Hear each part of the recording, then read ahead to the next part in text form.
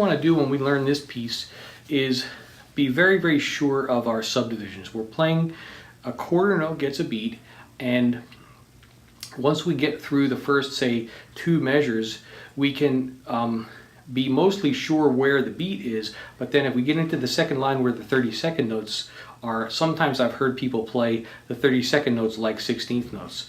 So I know it sounds maybe sometimes a little bit simplistic, but remember where the pulse is. It's 1, 2, 3, 4, and then the 8th note would be 1 and 2 and 3 and 4 and 1E and a 2E and a 3E and a 4E and the 30 seconds have to have 4 in the down part of the beat and 4 in the up part. 1, 2, 3, 4, 1, 2, 3, 4, 1, 2, 3, 4, 1, 2, 3, 4, 1, 2, 3, 4, 1, 2, 3, 4, 1. Okay, let's take a look at the first bar and just maybe talk about how maybe to execute that. I'd like to make an entrance on that first B without any tongue at all.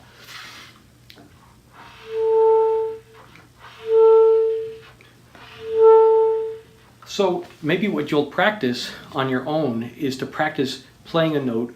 You form your embouchure by saying like a Q and have your lower lip flat against your teeth, your corners are firm, your chin is firm, and you rest the clarinet on your lower lip like this.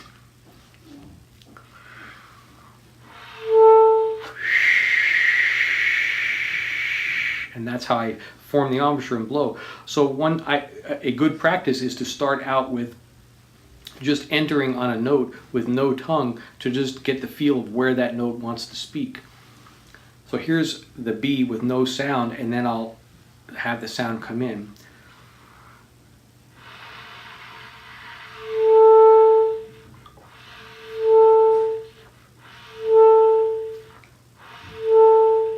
And when you're doing this, make sure you don't have a lot of top teeth pressure on the mouthpiece. Just everything is only firm enough to allow the air not to leak out of the sides.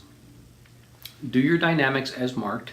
The second measure, instead of counting 1E and 2E and 1 da da da da da da da, on the 4th 16th note, you're going to actually have to divide that in half. So you have an F sharp to an E, 1, 2, 3, 4, and 1. And that last end of the 4, you're divided that 4th 16th note into 2 now. That is where that E comes in. So 1, 2, 3, 4, 1, 2, 3, 4, 1, 2, 3, 4, and 1. 1, 2, 3, 4, and 1. So if you count it out like this, dividing that F sharp into 4th 16th notes, but the last one divided into 2, and the up part of that is the E. So here's an execution of that.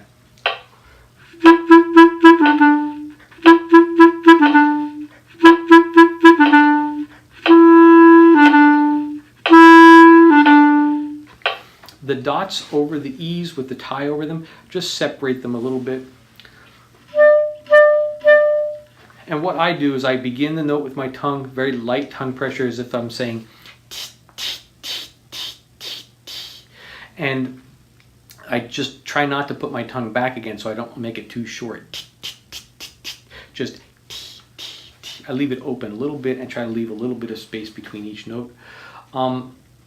In the second line, 1, 2, third measure in, the way I play that is to the bar before with the high E to the A sharp. The A sharp, I'm keeping my right hand down here, 1, 2, keeping 3 down here, and that's my A sharp there, the front and the top key here. And then I'm ready to go to my C sharp here, which is this key right here on the right hand side. I leave it down, and then C sharp, B, and then when I go to play my 16th notes, I just leave my B key down and I just hit my C sharp here. So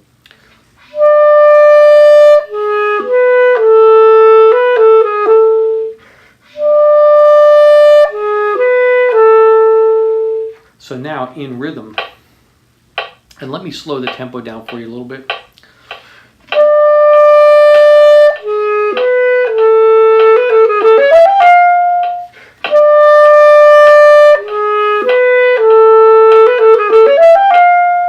So notice how my right hand is staying down as much as possible, and that's really very good for us to learn. So in the middle of that 30-second passage, you have an A sharp, and actually my whole right hand is still down for that. That helps me to prepare for that transition, getting from a very open note like a B flat or an A sharp to a very closed long note like a C sharp or a B.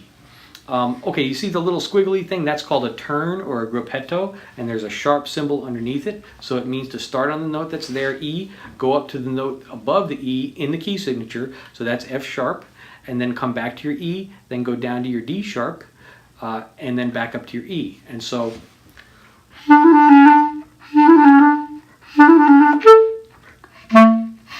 and I like to play those Bs. I know there are dots on them, and probably a lot of people in auditions will play them very, very short because there is a dot. But in the context of this, I like to have them a little bit open, where I don't really put my tongue back very, very quickly. I just sort of, with my air, let it taper off quickly.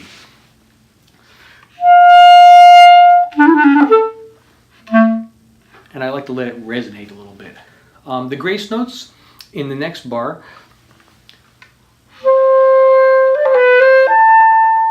So the way I recommend to play these kinds of, or to work out these kinds of challenges, is to play the passage without the grace note and just be really positive you understand how to count it. So in this case, the D, so you have 1, 2, and a 3.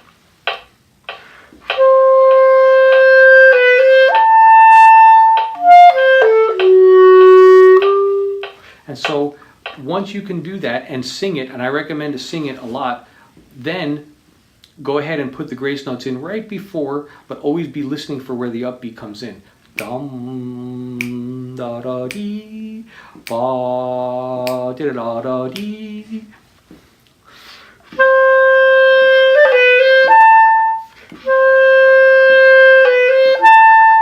So if you can play it without the grace notes and be really positive where all the downbeats and the upbeats are, then you should be able to gradually sing it with the grace notes, and then after that play it with the grace notes. The third line in, you have another series of 30-second notes, and so this is basically a D major scale all the way up to an A. Then it gets a little G sharp in there and a C natural up in the top, but the ascending part of the passage, the scale part, is a D major scale. So just, I would say first, start to make sure that you know all the notes of a D major scale. The second is, I would end your D, the tied 16th note from the first quarter note, maybe slightly early so you get prepared for that tongue.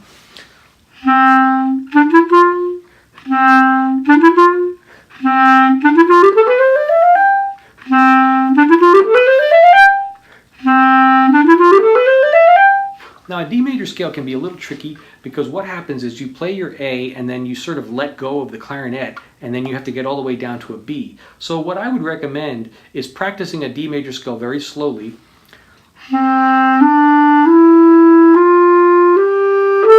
And you see how I put my right hand 1, 2, 3 down on the open G. If you can practice that slowly,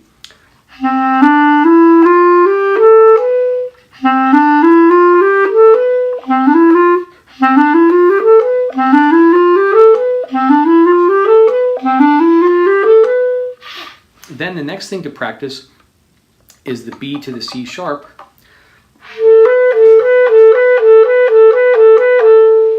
Then you've worked on the difficult parts of why the D scale doesn't always want to be rhythmically even. Once you work those two things out, you should be able to play it a lot more smoothly and evenly rhythmically. The trill on the top A, I wouldn't worry about playing too many trills. It depends on what kind of tempo you take. The main thing is to sing this through so you have the 30 seconds playing 4 on the downbeat, 4 on the upbeat. I'm just doing one quick trill. If I had added a couple of them in there, but one should suffice. When you play the bar after that, there's a decrescendo and then a mezzo forte and then another decrescendo. So what I would recommend is be sure that your dynamic is full enough that when you get to that mezzo forte, you still have some room to come down. So the thing you don't want to do is make sure that is to play starting on that G on the third line down right after all those 30 seconds. And make that too soft. So make it full enough that the D is still a mezzo forte. And then the following bar, the same thing, follow your dynamics so that you might end up on that D.